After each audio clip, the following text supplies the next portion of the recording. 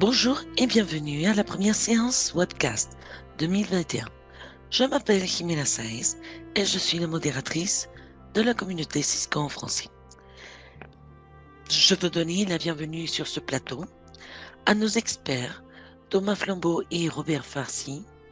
Merci d'être ici avec nous pour nous présenter cette nouvelle émission Community Live dédiée au sujet de l'introduction à Cisco WebEx et le GDPR.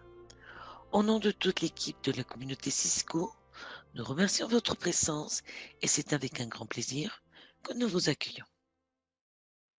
Alors, pour ces mois-ci, nous aurons différents événements. Nous avons démarré cette semaine une foire aux questions de sécurité au sujet de ASA-FTD. Ce forum est partagé avec les autres communautés et pour ce faire, nous avons rassemblé 4 experts qui nous aideront à répondre à toutes vos questions. Alors profitez-en, il sera disponible jusqu'à la semaine prochaine et le lien sera affiché sur le panneau du chat. Ensuite, Deployment Stories Unplugged. Alors, la communauté en anglais est à la recherche de nouvelles histoires de succès parmi nos clients et partenaires. Alors, visitez la galerie de projets et sachez comment est-ce que autres membres de la communauté ou de clients ont résolu leurs défis de manière créative grâce à la technologie de Cisco. Alors, Stories Unplugged est à découvrir en anglais. Le lien est aussi partagé sur la panneau du chat. Si vous avez des histoires de succès, veuillez visiter, nous contacter. Kelly Glass est votre contact là-dessus. Elle sera heureuse de vous accueillir. Et puis, grâce à votre participation durant le mois de novembre, décembre et janvier, ainsi que toutes vos interactions dans la communauté pendant ces mois-ci, elles ont servi pour aider l'UNICEF avec le programme Community Helping Community 2020. Alors, rappelez-vous que lorsque vous complimentez nos contributeurs et experts ou lorsque vous acceptez des solutions à vos questions qui sont ouvertes comme discussion dans les différents dashboards que nous avons dans la communauté, vous faites grandir la communauté pour aider tous les membres et les visiteurs. Alors, nous espérons que cette année, vous serez aussi encore plus nombreux à contribuer avec nous et à participer. Alors, juste une petite mention. Sur les paramètres de vos profils dans la communauté, il y a eu quelques modifications récemment.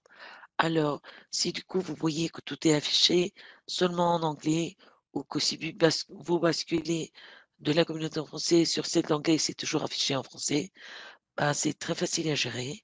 Vous allez sur votre profil, vous cliquez sur Préférences et là-dessus, vous avez l'option de langue. Si vous choisissez anglais, anglais, je pense que c'était par défaut. Chaque fois que vous visitez une communauté, vous allez voir modifier tous les paramètres conformément à la communauté que vous visitez. Ça veut dire que si vous êtes sur la communauté en chinois, vous allez tout voir en chinois. Alors, si jamais vous avez des problèmes, vous me pinguez et je peux bien vous prêter de l'aide. Et aussi les Spotlight Awards. Nous avons publié les Spotlight Awards du mois de décembre et nous voulons vous encourager pour que le mois prochain, nous puissions aussi avoir des candidats pour la communauté en français. Alors, en plus, sachez que les Cisco Designated VIP ont été aussi annoncés cette semaine. Alors, nos félicitations à Francesco Molino pour le renouvellement de cette distinction. Alors, pour découvrir ce programme, visitez la page affichée sur le panneau du chat. Vous pouvez contribuer avec nous et au fur et à mesure que vous gagnez de l'expérience, peut-être, pourquoi pas, devenir un Cisco Designated VIP. À vous de jouer. Et maintenant, ce webcast, je veux vous présenter notre expert. Alors, ce webcast est animé par Thomas Flambeau. Thomas a rejoint Cisco Systems aux Pays-Bas en 2007 lié à l'acquisition de WebEx. Alors, au cours de ses plus de 20 ans d'expérience dans l'industrie informatique, Thomas a suivi un parcours dans le domaine des centres d'appel et des vidéoconférences ou conférences web, orienté particulièrement sur la sécurité des solutions Cisco. Et depuis quelques années, il s'est spécialisé dans la conformité et la confidentialité des offres WebEx, tout en contribuant avec l'unité commerciale WebEx et l'équipe juridique de Cisco, et visant à construire et améliorer toutes les solutions collatérales telles que les fiches de données de confidentialité. Alors, il possède de nombreuses certifications telles que délégué à la protection des données DPO et Certified Information Privacy Professional Europe de l'International Association of Privacy Professionals, IAPP. Alors, bienvenue Thomas à ce webinaire. Et puis, nous avons aussi Robert Farsi. Alors, je demanderai à Thomas de vous le présenter directement. Robert nous aidera à répondre à vos questions sur le panneau de questions Q&R. D'accord? Alors, merci Robert de nous accompagner pour soutenir Thomas. Et finalement, les slides, on vous partage le lien pour télécharger la présentation en version PDF. Vous pouvez aussi complimenter nos experts en cliquant sur l'étoile de la page web. Il me semble qu'on va faire une petite modification. Si vous voulez patienter ou si vous voulez télécharger en ce moment la PDF provisoirement, je pense qu'on va faire un update, mais bon, ça sera un peu plus tard. Et puis les dernières informations ou last direction, sachez que ce webcast aura une durée environ 70 minutes. Alors, postez vos questions techniques sur le panneau de questions et réponses Q&R. Et pour répondre aux 3 polling questions sur le panneau de sondage, vous verrez un pop-up qui s'ouvrira et vous aurez des choix pour répondre. Alors, c'est pratique. Vous avez là la question et les options de réponse. Et puis, maintenant, je cède la parole à Thomas pour qu'il puisse présenter Robert et bien sûr commencer avec sa présentation. Merci beaucoup à tout le monde et puis merci Thomas une nouvelle fois. Je te cède la parole.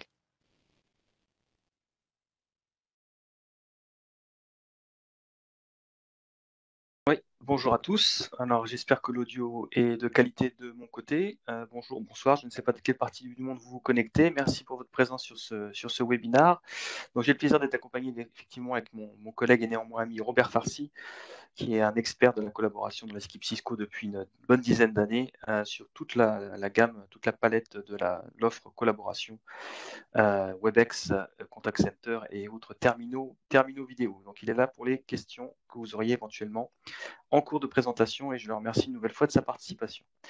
Donc, l'ordre du jour, 3 parties principales aujourd'hui. On va faire un rappel de ce qu'est le RGPD. Alors, des fois, je vais peut-être parler en GDPR parce que je présente souvent ou j'en parle souvent avec des clients en anglais. Donc, en anglais, c'est GDPR. Donc, vous m'excusez par avance. RGPD, GDPR. Donc, un petit rappel de ce qu'est le RGPD, sachant que, évidemment, c'est un règlement européen, mais qui a un impact mondial pour énormément d'entreprises qui font du business en Europe ou qui traitent des données personnelles de citoyens européens.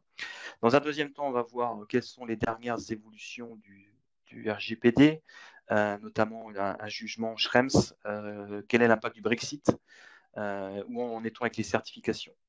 Et puis, on va voir dans une deuxième partie qu'est-ce que nous proposons dans l'offre WebEx ou au niveau de Cisco en tant que groupe pour permettre à nos clients de s'aligner sur toutes les exigences du RGPD. Alors, la slide suivante ne veut pas venir. Si, la voici. Alors, un petit rappel de ce qu'est le RGPD. Alors, déjà, je crois qu'on commence par un petit sondage sur la partie droite de l'écran. Donc, n'hésitez pas à nous répondre.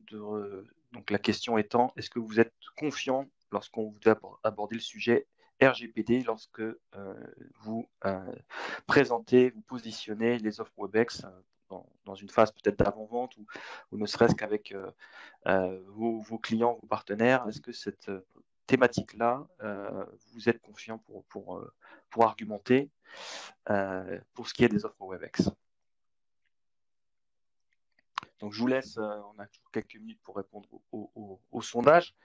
Je vais commencer peut-être par un rappel. Alors, on va faire un petit rappel sémantique, tous les termes, les principaux termes relatifs au RGPD qu'il se faut de maîtriser, que je vais réutiliser par la suite dans la présentation.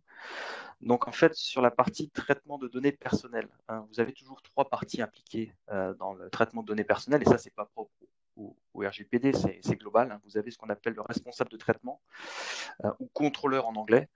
Et dans le cas de WebEx, c'est le client qui utilise WebEx qui est contrôleur ou responsable de traitement. Donc, en fait, c'est celui qui détermine les finalités, les moyens de traitement. En fait, c'est celui qui décide en premier lieu d'utiliser une solution qui va collecter des données personnelles. D'accord. Ensuite, vous avez le processeur ou le sous-traitant en français. Dans ce cas-là, ce sera Cisco WebEx. Le sous-traitant, lui, traite, c'est lui qui va traiter dans les faits les données, qui va les collecter, qui va les stocker, qui va les chiffrer, qui va les supprimer, qui va les transférer éventuellement. Et il y a bien évidemment une relation contractuelle entre le responsable de traitement et le sous-traitant. D'accord. Ça, c'est une obligation du RGPD. Et puis, data subject ou les individus, ce sont les utilisateurs, les individus dont on collecte les données personnelles. Dans le cadre de WebEx, ça va être ceux qui organisent ou qui participent à une réunion, pour faire simple. 3 acronymes très importants quand on parle de RGPD. EEA, European Economic Area, en fait, c'est notamment en termes de transfert de données. Quand on parle de transfert de données, alors le RGPD s'applique à l'Union européenne, mais en termes on va dire d'application territoriale, ça couvre également 3 pays qui ne sont pas dans l'Union européenne, l'Islande, le Liechtenstein et la Norvège, mais qui sont associés à l'Union européenne avec cet accord EEA. Et donc en termes de transfert en fait de données, pour être très précis, on ne va pas parler de données qui quittent l'Union européenne, mais on parle de données qui quittent l'EEA. On considère que ces 3 pays-là, en termes de transfert de données, font partie de l'Union européenne. Ils sont au niveau des standards européens. Donc c'est pour ça que les différents articles, s'ils sont sérieux, ils vont toujours mentionner EEA pour les transferts de données en dehors de l'espace économique européen. Le RGPD vient des institutions européennes, mais il est mis en application au niveau des différents pays et il est renforcé, il est mis en application et voire il y aura éventuellement des sanctions et des amendes de la part des autorités de contrôle, ce qu'on appelle en anglais DPA, Data Protection Authority. Donc en France, c'est la CNIL, mais vous avez une autorité de contrôle dans tous les pays européens et certains pays comme l'Allemagne, vous en avez une par région. Donc vous avez une quinzaine de DPA en Allemagne, par exemple. Et ces autorités de contrôle au niveau européen ont un organe qui s'appelle l'EDPB. Et l'EDPB, en fait, a pour rôle de s'assurer de la cohérence du RGPD en publiant des lignes directrices, donc des guidelines en anglais. Toutes les publications sont en anglais. Vous en avez à peu près une tous les 2 mois. Et en fait, ces guidelines ont pour but de clarifier et d'assurer une cohérence. Pourquoi? Parce que le RGPD est très, on va dire, généraliste. Il ne va pas dans le détail de l'algorithme de chiffrement, il ne va pas aller dans le détail de beaucoup de sujets. Il est très high level, comme on dit en anglais. Vous avez quelques chiffres dans le RGPD. On va vous parler de 72 heures pour notifier une autorité de contrôle que vous avez une fuite de données. Vous avez une obligation de documentation à partir de 250 employés dans le secteur privé, par exemple. Ce genre d'obligation, mais c'est à peu près tout. Sinon, ce sont des recommandations ou de fortes recommandations, par exemple, sur l'anonymisation, ce genre de choses, mais c'est relativement vague. Et je pense que c'est propre à toutes les lois ou règlements lorsqu'ils arrivent dans un premier temps. Donc, par la suite, qu'est-ce qui va venir enrichir préciser le règlement RGPD, ce sont les lignes directrices de l'EDPB et puis aussi quelquefois des décisions de justice qui viennent sanctionner une entreprise ou pas sur tel ou tel sujet et qui vient donc en fait clarifier peut-être un point qui n'était pas clair sur le texte d'origine. Donc EEA, DPA, EDPB, vous verrez par la suite qu'on reprendra ces acronymes. Donc, qu'est-ce qu'il faut retenir du RGPD? En fait, j'ai mis que 2-3 slides, je ne vais pas vous inonder d'informations. C'est un règlement qui a été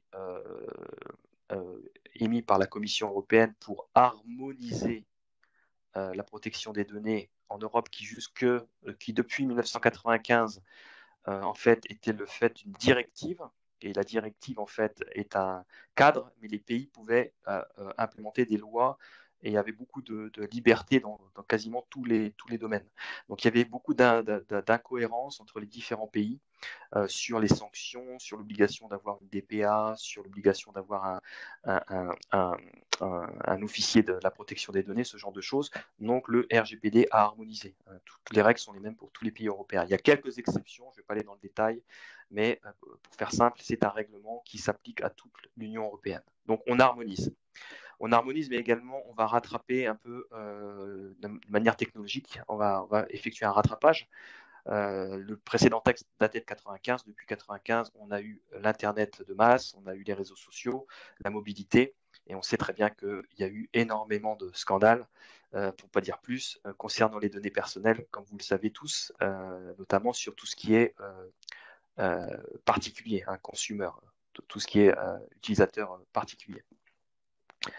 Le RGPD n'oblige pas le stockage des données en Europe, pour plusieurs raisons. Déjà parce que l'Union européenne, anciennement Communauté européenne, les principes fondateurs, c'est la libre circulation des données, enfin, des services, des individus, des capitaux et des biens. Donc les données personnelles, c'est un peu la même approche. On souhaite faciliter la diffusion des données pour le business ou pour les services ou d'autres raisons. Donc il n'y a pas obligation de stocker des données dans l'Union européenne, mais si vous transférez les données en dehors de l'Union européenne, ou de l'espace économique européen, il faut mettre en place des mécanismes de transfert que je vais couvrir juste après.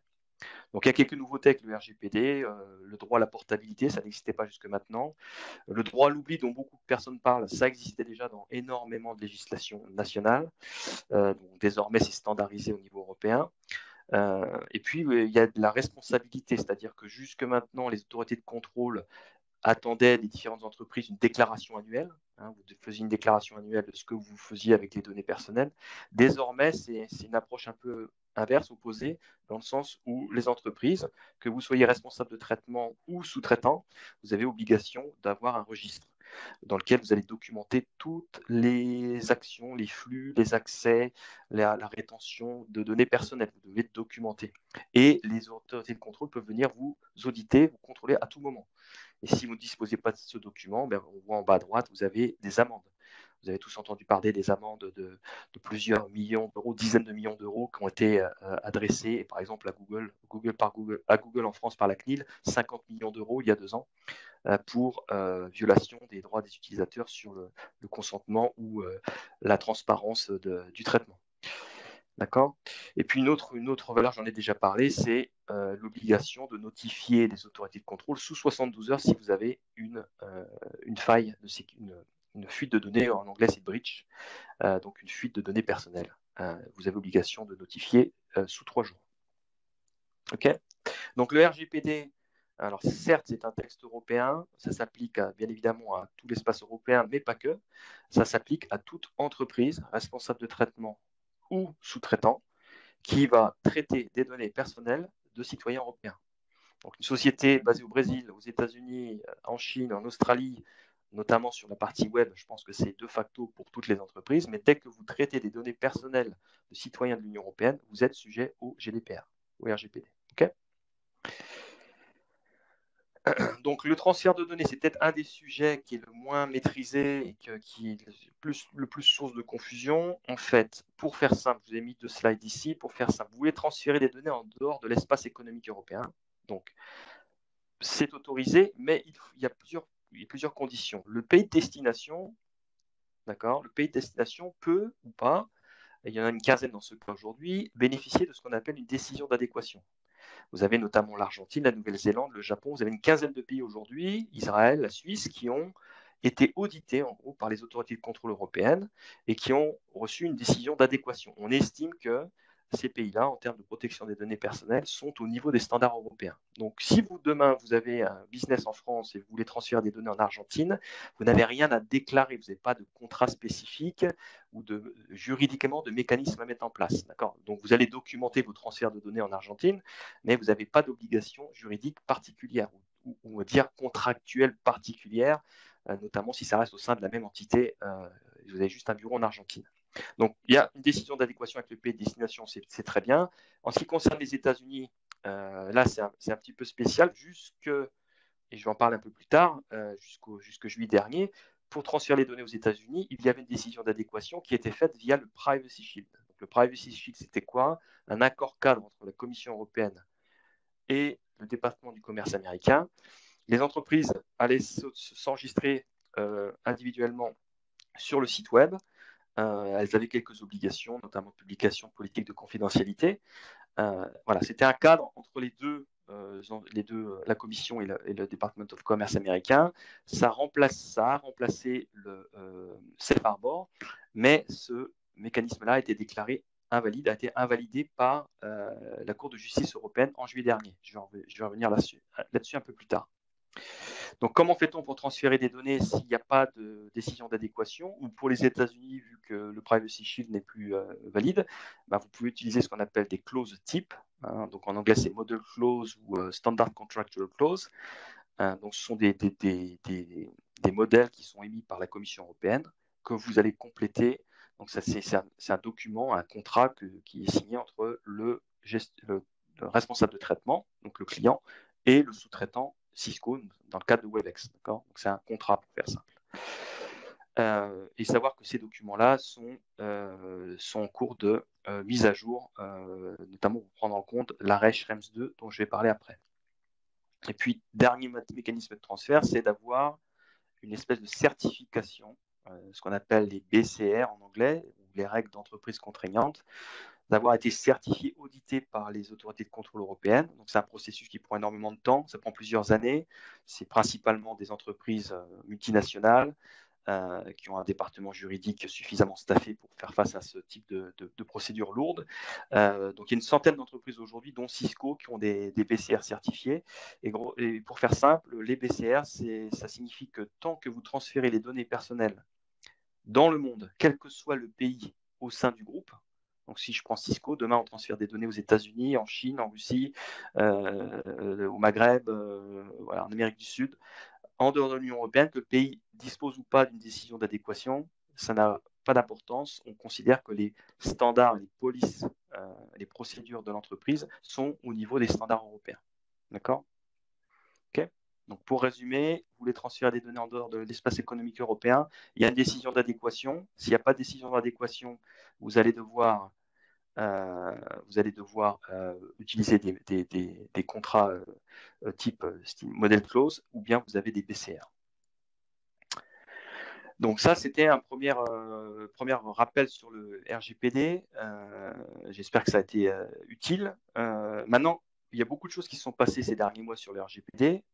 Vous avez eu notamment cette certification ISO, la 27701. Donc ISO, c'est à la base, la plus connue est la 27001, dont on dispose chez Cisco, mais il y a je crois 70 000 entreprises dans le monde qui l'ont, donc c'est relativement fréquent dans les grands groupes.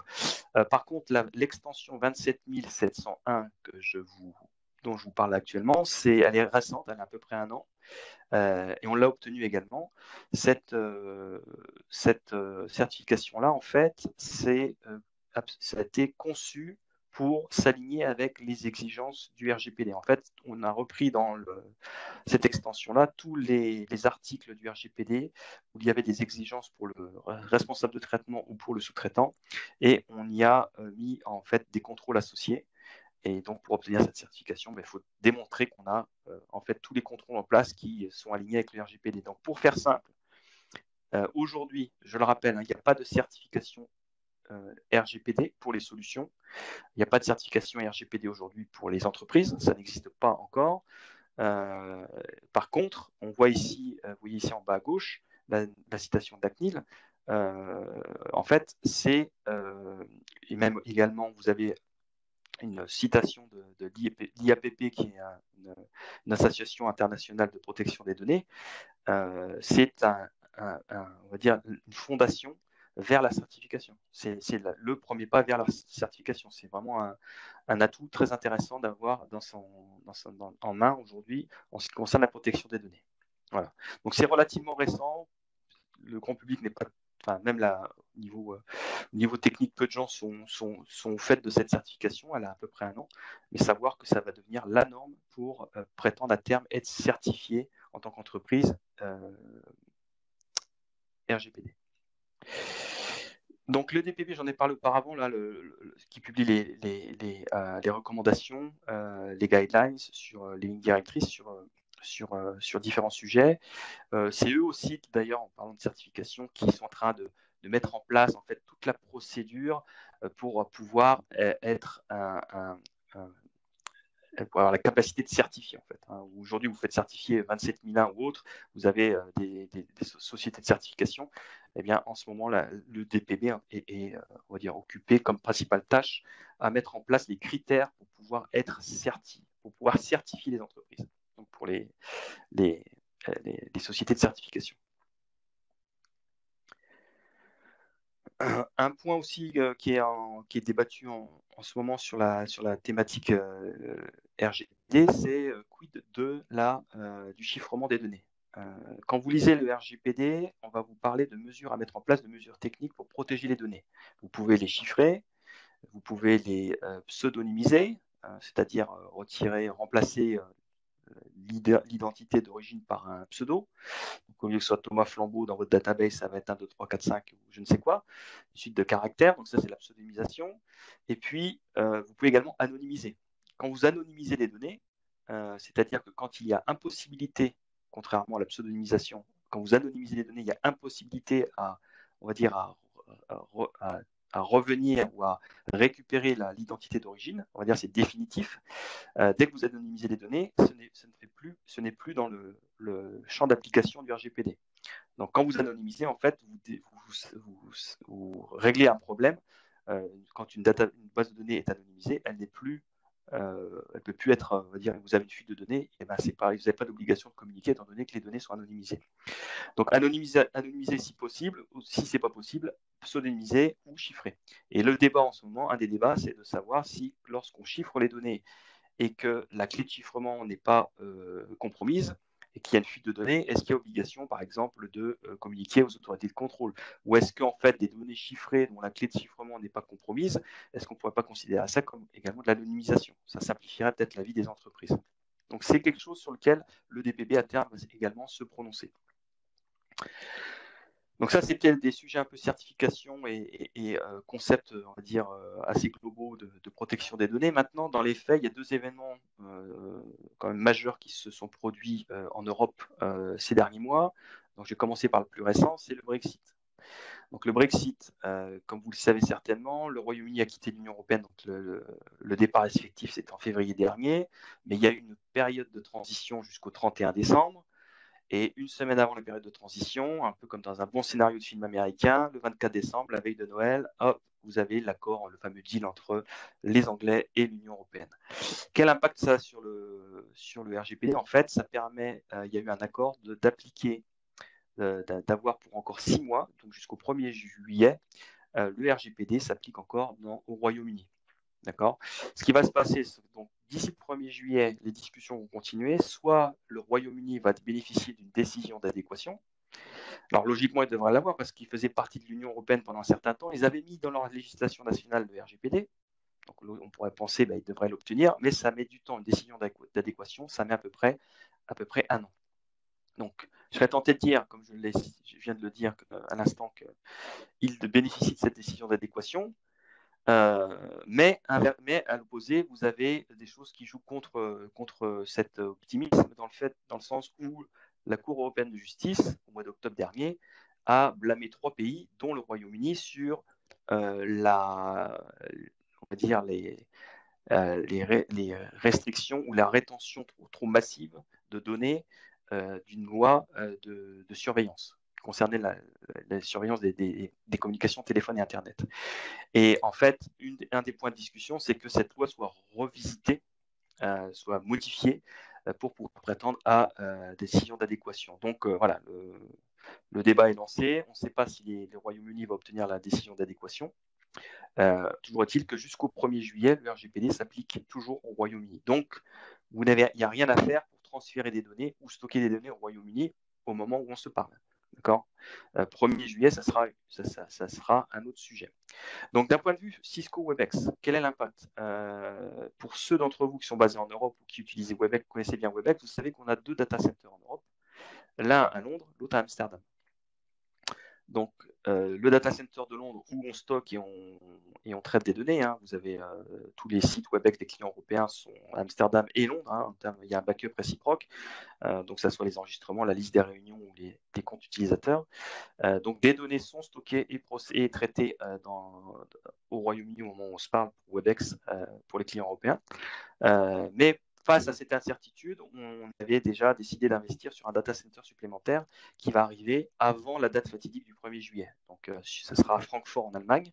Il y aura un data center supplémentaire et qui, à terme, sera avec celui d'Amsterdam, seront les 2 data centers pour les clients européens. D'accord. Et on conservera celui de Londres pour les clients anglais. Ok. Donc, on aura dans le timing qui nous attend, on aura bien un data center supplémentaire pour avoir toutes les données sur la plaque sur l'Union européenne, au cas où le Royaume-Uni n'obtient pas de décision d'adéquation. Deuxième événement important qu'il y a eu ces derniers mois sur la partie RGPD, c'est l'affaire Schrems. Alors, Schrems, je vais passer un peu de temps là-dessus. Alors, c'est juridique, je ne suis pas juriste, hein, je ne vais pas vous inonder de termes juridiques. Je vais essayer d'être le plus clair ou le moins source de confusion possible. Donc, Max Schrems, pour information, c'est un avocat spécialisé dans la protection des données. Il est autrichien et il se bat depuis des années et des années contre Facebook.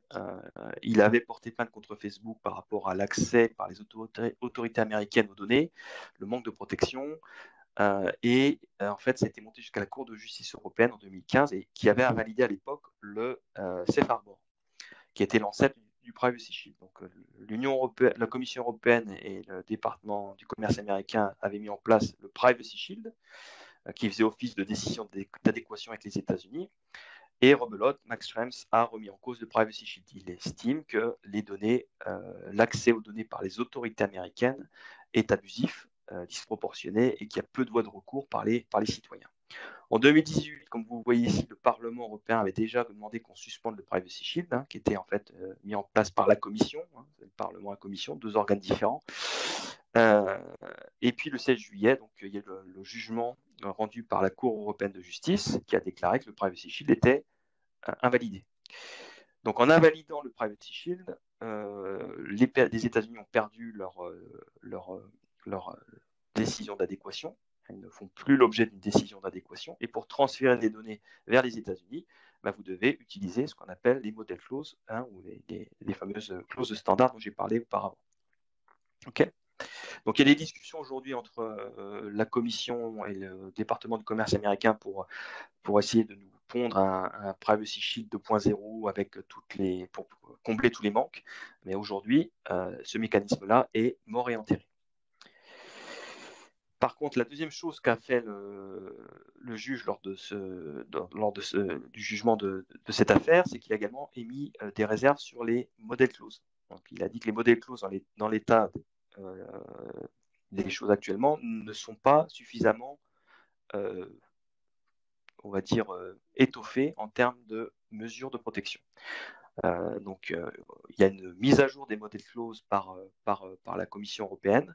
Elles ont été publiées d'ailleurs au mois de novembre. Donc, les entreprises ont quelques mois pour mettre à jour leur model clause, dans lesquelles il va falloir spécifier quelles sont les mesures techniques et quelles sont les mesures organisationnelles qu'ont les entreprises pour pallier on va dire, aux problèmes qu'on rencontre aux États-Unis par rapport aux accès aux données par les autorités américaines.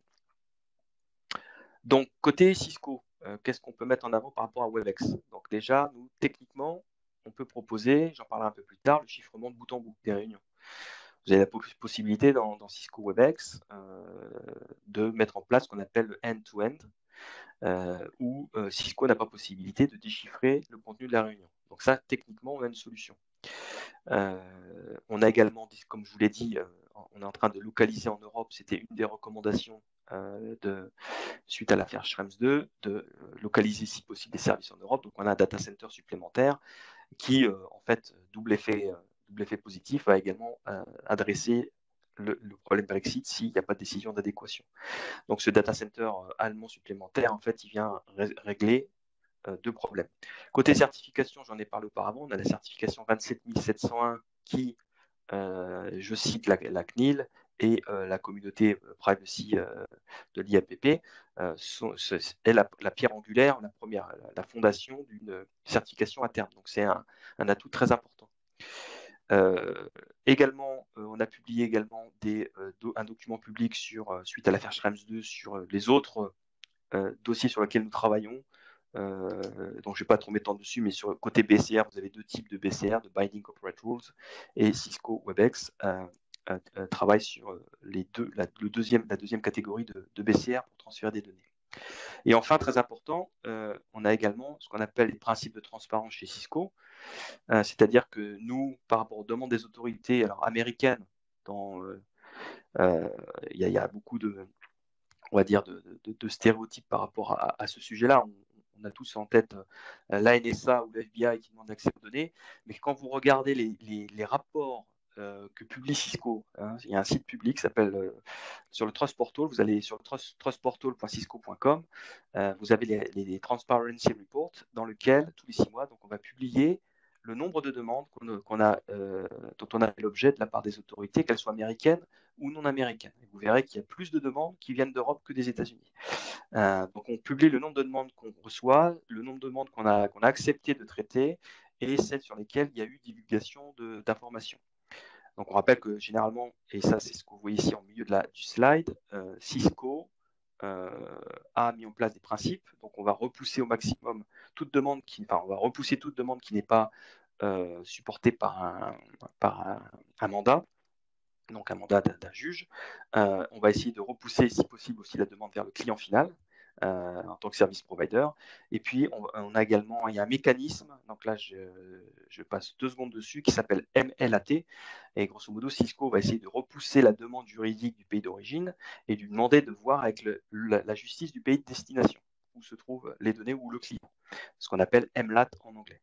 Donc on va faire de notre mieux pour repousser la demande, mais si en dernier recours on a obligation d'obtempérer et qu'on doit donner les données, ça fait partie des rapports de transparence qu'on publie. Et savoir aussi que sur ce sujet-là, Cisco est une société américaine. Toutes les sociétés américaines aujourd'hui qui d'ailleurs dominent les offres collab dans le cloud sont toutes sujettes à ces lois-là. D'accord. Mais contrairement à d'autres, nous avons ces principes de transparence, et ce depuis à peu près une dizaine d'années. Et donc, ces principes de transparence seront également dans nos modèles clauses que nous sommes en train de mettre à jour. Et puis, dernier point, les mécanismes de transfert de données en dehors de l'espace économique européen. Il y a 2 mécanismes de transfert sur lesquels on travaille, je vous en ai parlé, les BCR, processeurs, et puis ce qu'on appelle les codes de conduite. Donc, il y a un code de conduite, c'est un ensemble de bonnes pratiques sur lesquelles travaillent différentes entreprises sur la partie cloud. Donc, vous avez notamment IBM, Google et Cisco, mais vous avez une dizaine d'autres qui travaillent sur ces codes de conduite et ils sont en cours de validation et qui peuvent également être utilisés pour transférer des données. Petite pause sondage, je te laisse pousser le sondage de ton côté et je vais peut-être jeter un petit œil aux questions-réponses, voir si on en a beaucoup, s'il y en a peut-être qui sont à traiter.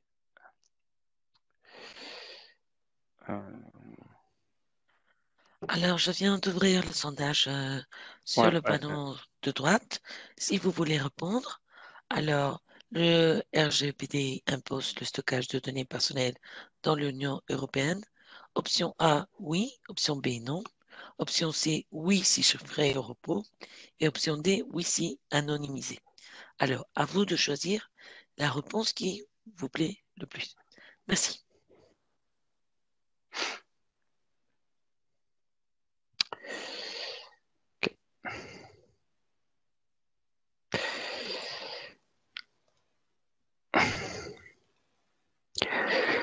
Bon, j'ai jeté un petit coup d'œil sur les Q&A, je vois que mon ami Robert a tout sous contrôle, donc on va passer sur la partie Cisco WebEx, un peu plus dans le détail. Qu'est-ce que dans l'offre en fait Là, tout ce que je vous ai présenté, c'est du factuel. Hein. C'est qu'est-ce que le RGPD, comment transférer les données, quelles sont les dernières, on va dire, évolutions ou informations notables de ces derniers mois, donc le Brexit et le cash Schrems.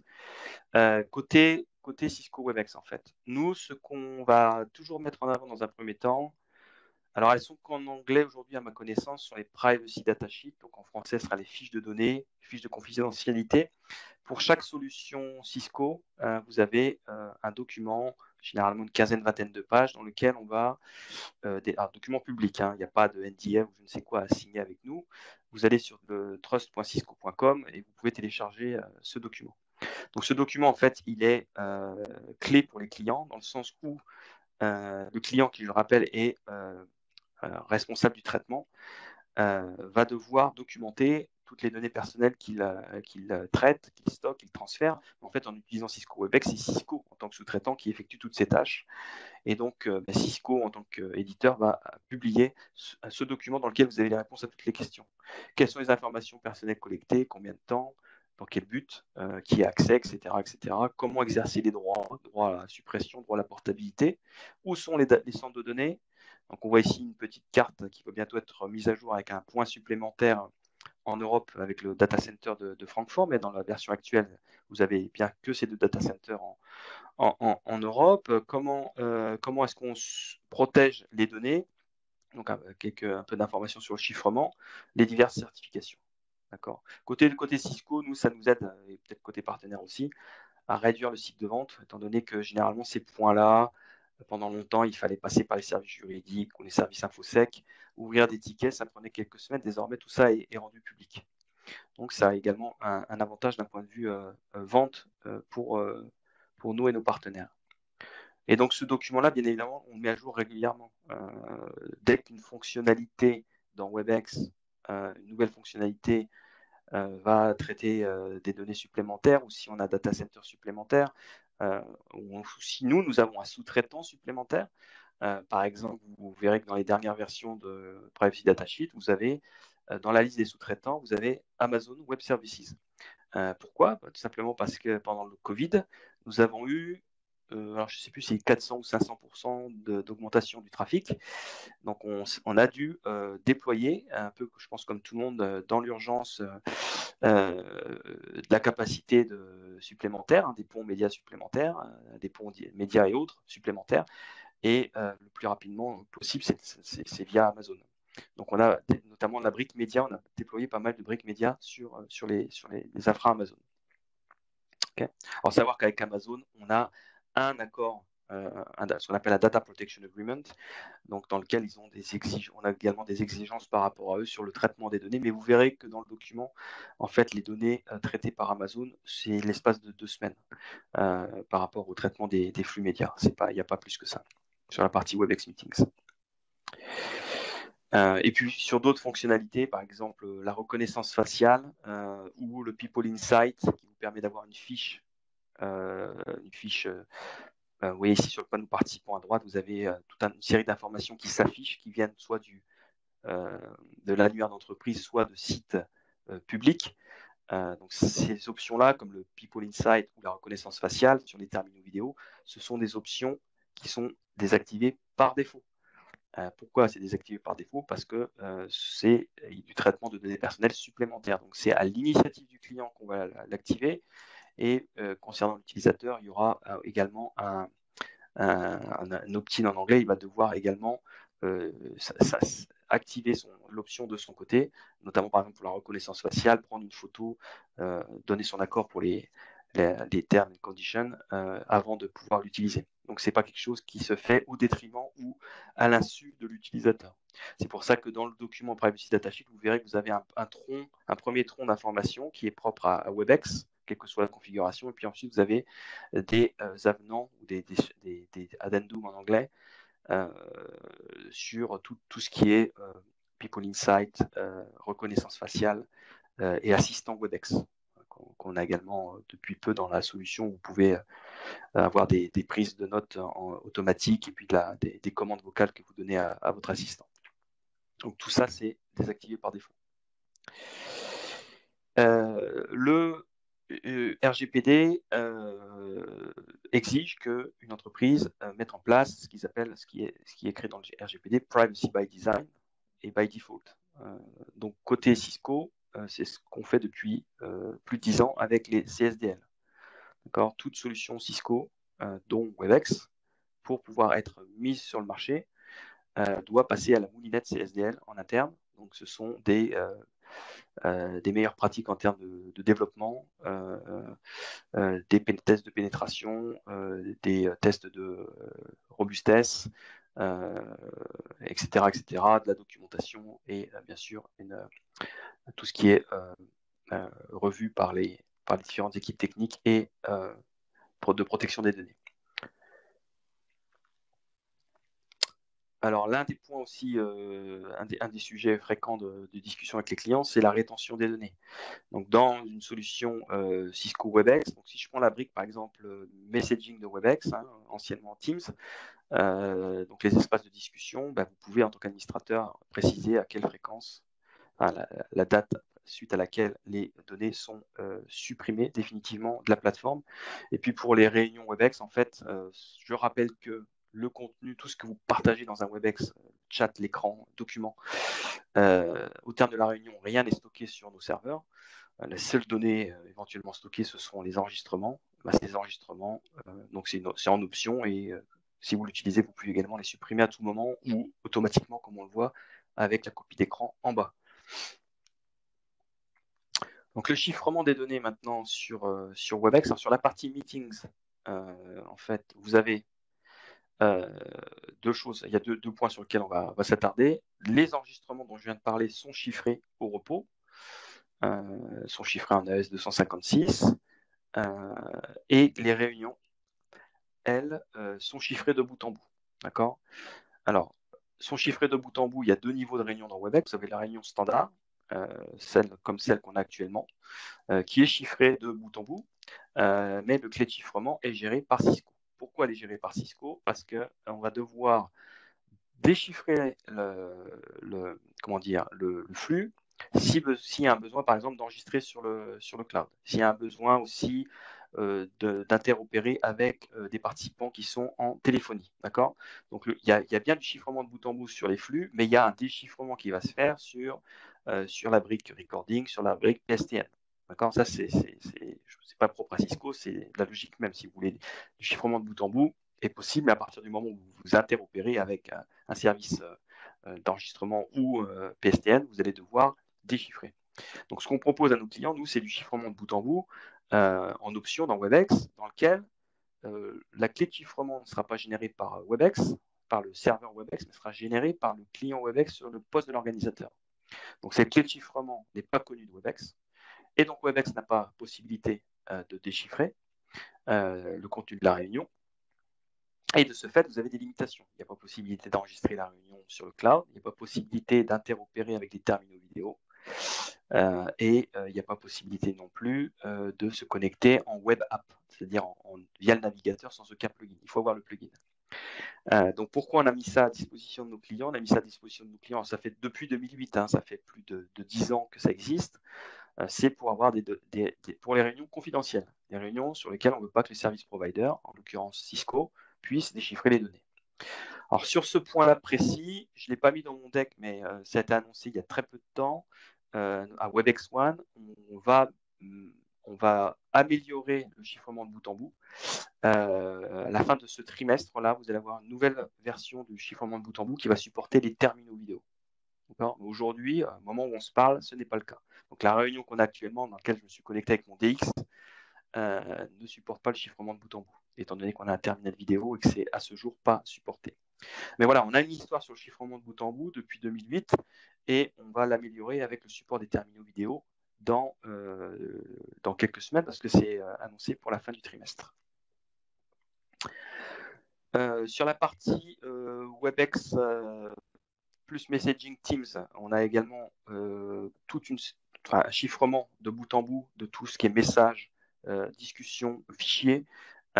Tout est chiffré de bout en bout et la partie recherche, quand vous faites une recherche dans un espace de discussion, c'est chiffré, hein, c'est une recherche sur un contenu chiffré, on fait juste une comparaison de hash en fait pour aller rechercher le document d'origine chiffré et le servir sur le client pour qu'il le déchiffre avec sa clé en local.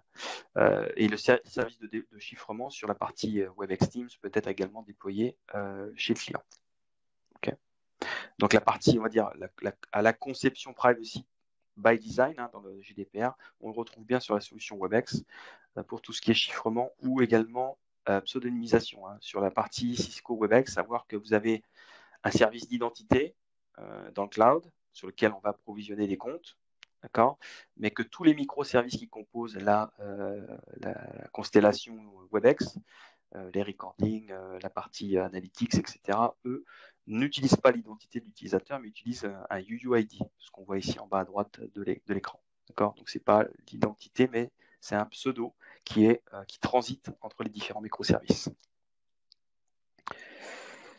Alors, on a également une équipe dédiée à la protection des données chez Cisco. Question fréquente aussi, quid des data breach sur WebEx, comment ça se passe? Alors, oui, on a une équipe dédiée qui va prévenir si besoin le client, hein, c'est les Data Protection Team, mais savoir que les autorités de contrôle européennes ont publié des clarifications il y a quelques années de cela sur notamment les data breach en précisant que si les données sont chiffrées, d'accord, il y a, et que l'algorithme utilisé pour le chiffrement, on va dire, est de dernière génération, il n'y a pas besoin de notifier les personnes, les data subjects. Et si en plus vous êtes capable de restaurer le service de manière rapide, donc il n'y a pas d'interruption de service, d'accès aux données, il n'y a pas besoin de prévenir non plus les autorités de contrôle. Donc quand vous utilisez une solution qui chiffre et qui chiffre avec des clés stockées indépendamment du contenu, vous avez moins d'obligations par rapport aux autorités de contrôle. Hein. Vous avez demain, supposons qu'il y a un breach sur WebEx Teams, vous n'avez pas obligation de prévenir l'autorité de contrôle. Vous utilisez une solution qui chiffre et la clé n'est pas stockée avec le contenu. La reconnaissance faciale, j'en ai parlé tout à l'heure, on voit ici une illustration. Vous êtes dans une salle avec... Alors, je précise, hein, ça ne fonctionne qu'avec les terminaux vidéo Cisco, parce qu'on a déjà eu des clients qui me disent mais c'est actif pour toutes les réunions, quel que soit le mode de connexion. Non. Déjà, c'est que les terminaux vidéo Cisco, et de deux, il faut que ça soit activé. Il faut que ce soit activé par l'administrateur, on voit la copie d'écran, il faut que ça soit activé aussi au niveau de l'utilisateur.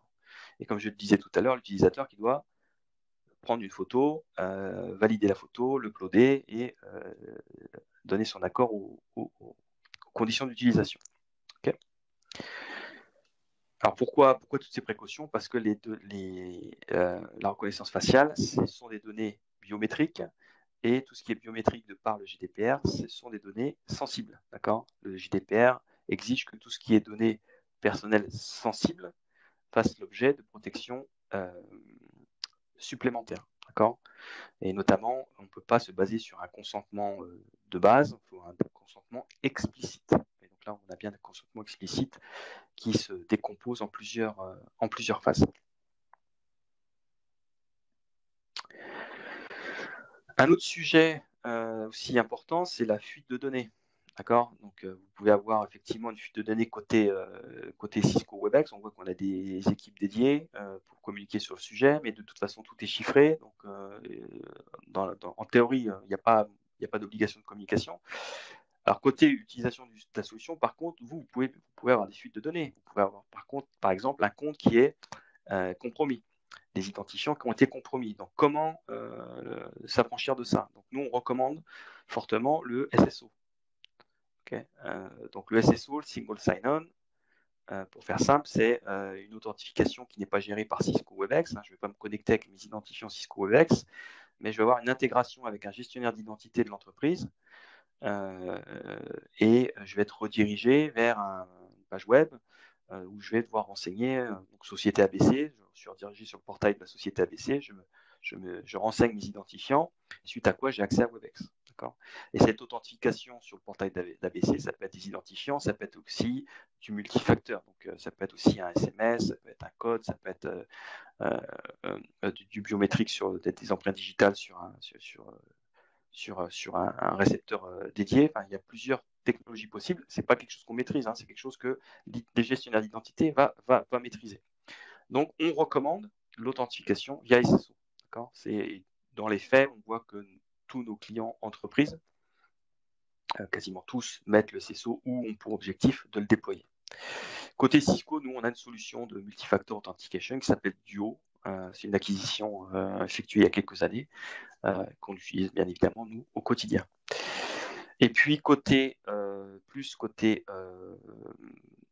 WebEx Teams, donc la partie messaging, vous avez également les API, les Events API, que vous allez pouvoir intégrer avec des solutions de protection de données, qu'on appelle l'acronyme étant CASB, un Cloud Access Security Broker. Donc, ce sont des solutions soit cloud CASB, soit on-prem DLP, avec lesquelles on s'intègre.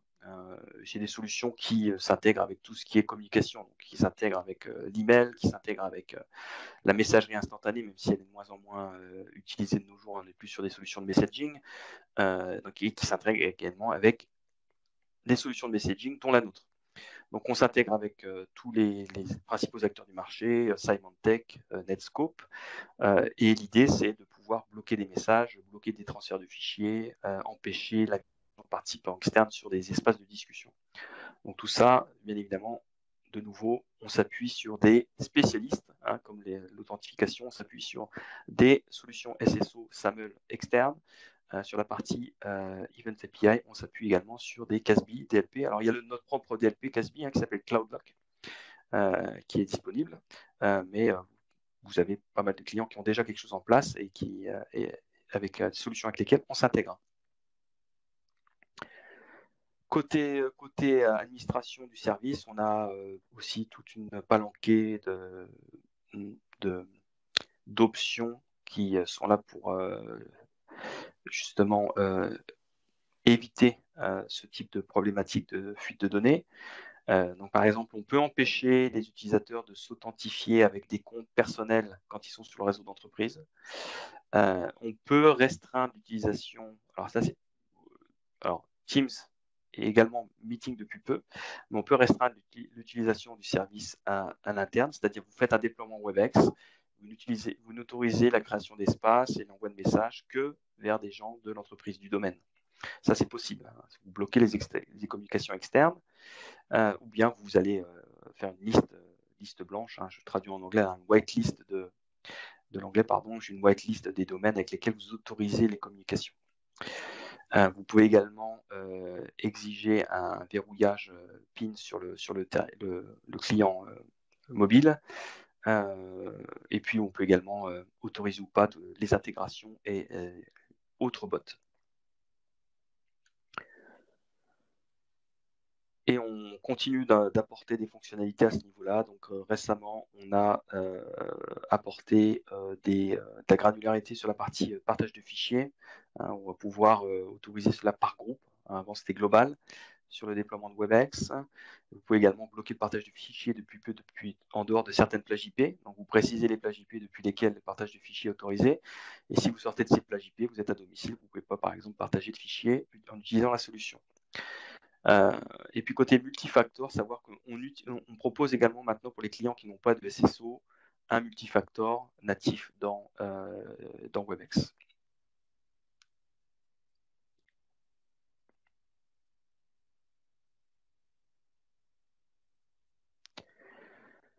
Et puis pour compléter un peu le point sur la partie fuite de données, on a commercialement packagé, fait une offre groupée avec les solutions ClamHeavy, Talos ClamHeavy, donc de l'anti-malware et de l'antivirus qui est inclus dans la solution WebEx. Donc dès que vous allez vouloir partager un document, il y aura un scan du document en question. Si vous voulez télécharger un document, il y aura un scan du document en question ou du lien, vérification du lien. Tout ça en s'appuyant sur des services cloud, ClamHeavy ou Talos, pour la réputation des liens en question. Et une autre intégration, alors ça c'est packagé commercialement, hein. Vous pouvez avoir ce qu'on appelle le Extended Security Pack. Vous avez de l'antivirus, anti-malware et également la partie CASB avec CloudLock.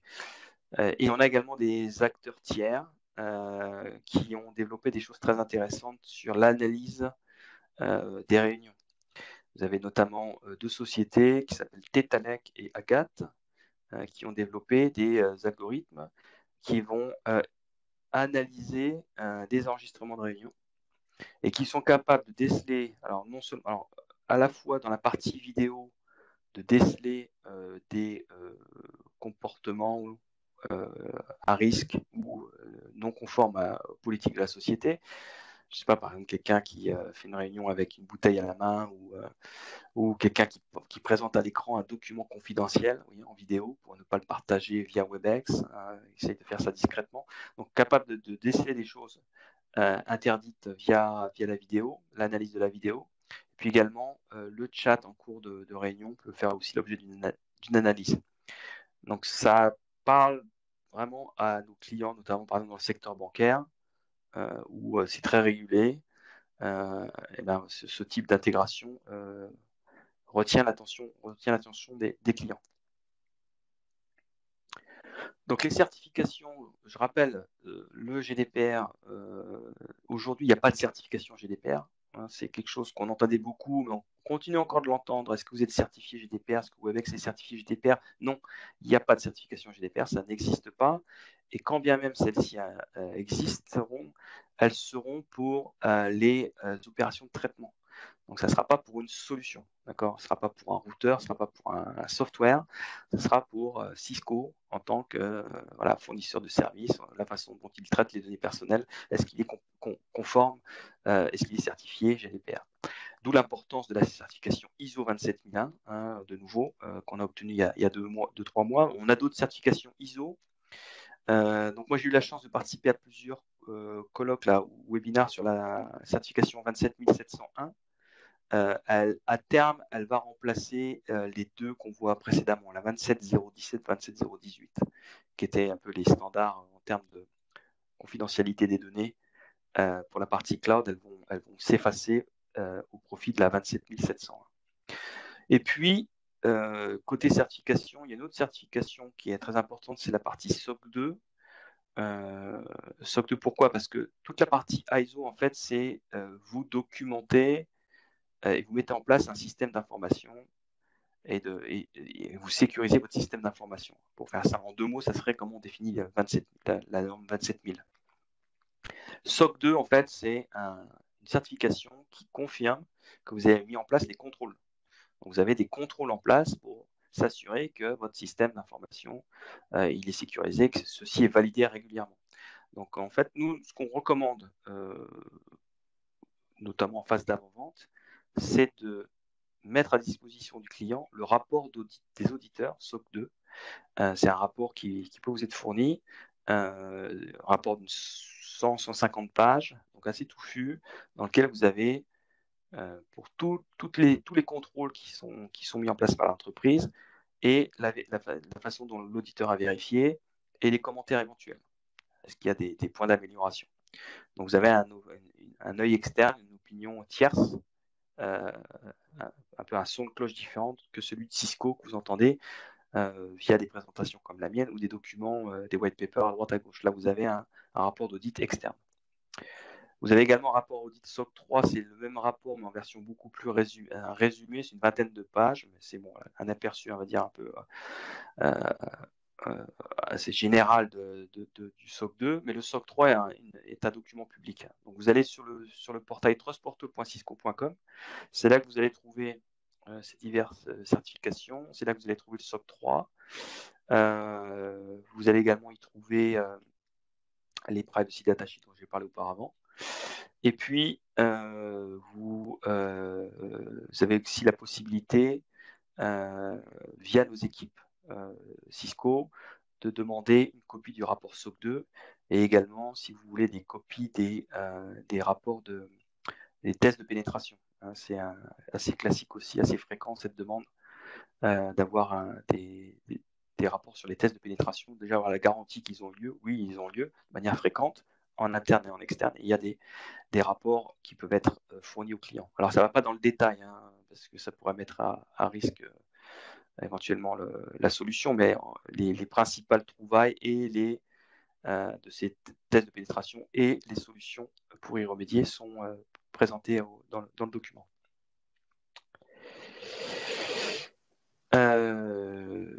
Oui, je crois que c'est l'heure du sondage, donc je te laisse lancer le pôle et en même temps, moi je vais regarder Merci. si il y a Merci des Thomas. questions en suspens.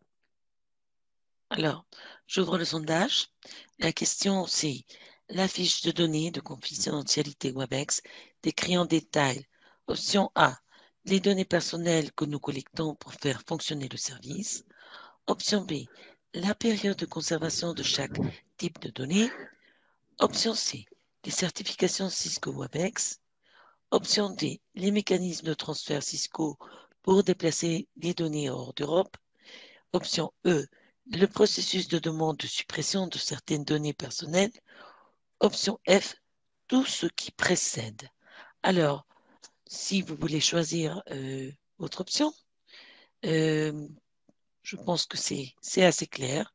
Alors, on attend votre réponse. Vous avez encore quelques secondes pour y répondre. Et puis, bah, écoutez, je voulais aussi vous dire que en fin de séance, nous aurons une petite enquête qui s'affichera sur vos navigateurs. Alors, on vous demandera sur cette enquête de nous aider à répondre sur la présentation, les détails, si elle est bonne ou pas, mais aussi, ce qui est important, est-ce que vous souhaitez qu'on euh, approfondisse sur d'autres détails de WebEx Collaboration? Qu'est-ce que vous attendez comme sujet? Je pense que le fait que vous soyez ici présent aujourd'hui, c'est parce que vous vous intéressez à cette technologie en particulier et aussi, bien sûr, à la sécurité. Mais si vous pouvez nous proposer d'autres sujets, nous sommes en train de réviser des offres pour le mois de février et mars. Alors, je vous encourage à nous envoyer vos propositions et aussi euh, nous dire si vous avez aimé, si vous avez des commentaires pour notre présentateur.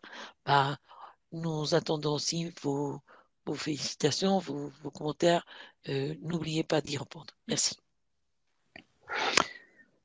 Alors, on arrive à la fin de ma présentation. Je pense que j'ai quelques minutes d'avance. Ce sera peut-être du temps de récupérer pour tout le monde. J'ai juste une slide en fait en conclusion.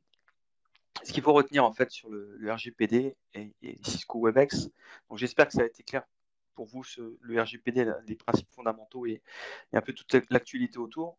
Donc aujourd'hui, une société pour s'aligner sur les exigences du GDPR, hein, il n'y a pas de certification. Conformité, c'est facile de dire oui, nous sommes conformes parce que nous avons nommé un responsable de la protection des données. Oui, nous sommes conformes parce que nous sommes ISO. Oui, nous sommes conformes parce que nous chiffrons les données. Il y a tellement de prérequis dans le GDPR, c'est tellement vague que en fait, on ne peut pas sérieusement affirmer je suis conforme. On met en place un programme. Ce programme est on va dire est vivant. Vous avez des équipes dédiées, vous documentez, vous améliorez tout ce qui est détecté comme point d'amélioration lorsque vous faites vos audits, vous vous certifiez, vous chiffrez, vous anonymisez, vous localisez désormais le plus possible. Et puis tous les points d'amélioration sont à identifier avec une solution interne. Donc côté Cisco WebEx, on a des équipes dédiées, on a les privacy data sheets, c'est très important. C'est vraiment ce document-là, vous l'envoyez à un responsable juridique ou à un DPO chez un client. Il a les réponses à toutes ces questions, il a les informations dont il a besoin. On met en place une politique de rétention des données. On a des mécanismes de transfert. On a vu que le Privacy Shield a été mis à terre par le jugement Schrems. Il y a toujours les modèles clauses qui font l'objet de mise à jour. On mettra dedans comment dire, nos principes de transparence, On va préciser dedans qu'on a du chiffrement de bout en bout à disposition des clients. Pour la partie data leakage, fuite de données, on a des équipes dédiées pour communiquer sur le sujet, même si, comme je vous l'ai dit, le fait d'avoir des données chiffrées et des clés de chiffrement qui sont dissociées nous affranchissent de prévenir les utilisateurs et également les autorités de contrôle. Et puis le consentement des utilisateurs, la transparence sur ce qui est collecté, tout ça, ce sont dans les privacy datasheets. Côté ressources, je vous ai mis quelques liens ici. Donc le Trust Portal, c'est vraiment la mine d'or en termes de documents de certification. Et puis sinon, le l.webex.com, vous avez également énormément de documents sur le sujet. Si vraiment vous voulez creuser sur la partie mécanisme de transfert, vous avez ces liens BCR, MDPA. Vous pouvez aller jeter un œil. Ce sont des liens publics, tout ça. Donc il n'y a pas comment dire, de secret à quoi que ce soit caché. Les principes pour les données, l'accès aux données, j'en ai parlé tout à l'heure, comment est-ce que nous on gère les demandes des autorités américaines ou autres. Donc on a nos fameux principes de transparence qui sont publics aussi. Et puis voilà, toute une autre série de liens qui soient Cisco ou plus actualité Schrems, British, Brexit. Tout est sur ce PowerPoint, enfin PDF lorsqu'il sera partagé avec vous. Et là, je pense que je vais te rendre la main pour les dernières annonces ou derniers transparents. Oui, merci Thomas. Bah écoutez, merci beaucoup de cette présentation. Je voulais juste répondre à une question de Philippe qui demandait les réponses aux polling questions que nous avons ouvertes. Alors, pour la deuxième polling question sur le GRPD, un poste de stockage de données personnelles dans l'Union européenne, la réponse correcte est non. Elle n'impose pas le stockage de données personnelles dans l'Union européenne. Et puis pour le troisième polling question, la fiche de données de confidentialité WebEx décrit en détail les données personnelles que nous collectons, la période de conservation, les certifications WebEx, les mécanismes de transfert, le processus de demande de suppression ou tout ce qui précède. La réponse correcte, c'est tout ce qui précède. Vraiment, tous ces détails-là sont récupérés sur la fiche de données de confidentialité de WebEx. Alors, merci beaucoup pour votre intérêt et puis pour votre participation au sondage. Je voulais te partager, Thomas, si je n'abuse, je voulais savoir si tu peux nous en parler sur les évolutions récentes de WebEx concernant la confidentialité des meetings. Qu'est-ce que tu peux nous dire? Oui, alors j'en ai parlé oui, effectivement il y a au milieu de présentation sur WebEx One, donc, qui était l'événement public sur le net de Cisco, enfin Cisco WebEx, avec toutes les annonces en termes de fonctionnalités et autres. Donc d'ailleurs tout est revisualisable à la demande sur Internet. Mais il y a eu deux annonces assez intéressantes sur la partie confidentialité des données. Donc le chiffrement de bout en bout dont je l'ai parlé tout à l'heure, qui au moment où on se parle aujourd'hui ne supporte que les PC et les terminaux mobiles, les clients mobiles, iOS ou Android, va supporter les terminaux vidéo à la fin de ce trimestre. Donc ça sera une nouvelle mouture du chiffrement de bout en bout.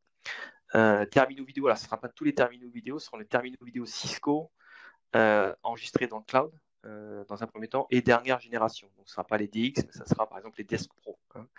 Vous avez un papier blanc d'ailleurs sur le sujet, je vous enverrai le lien. Je ne sais pas s'il est dans la presse, mais on le rajoutera au cas où. C'est pour ça qu'on vous parlait tout à l'heure d'une petite mise à jour.